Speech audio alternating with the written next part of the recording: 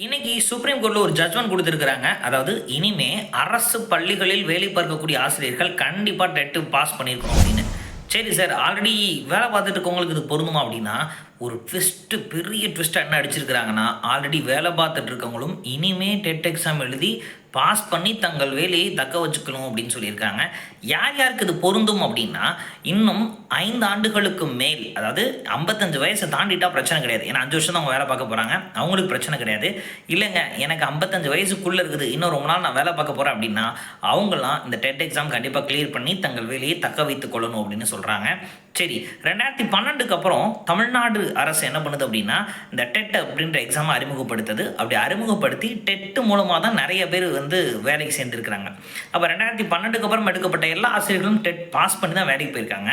அப்போ 2012க்கு முன்னாடி ஜாயின் பண்ண டீச்சர்ஸ் டெட் அப்படின்ற எக்ஸாம் எழுதலை. ஸோ அவங்களுக்கு மட்டும்தான் இது பொருத்தமாக இருக்குமா அப்படின்னா, அதுக்கு அவங்க தெளிவாக பதிலே சொல்லவே இல்லை.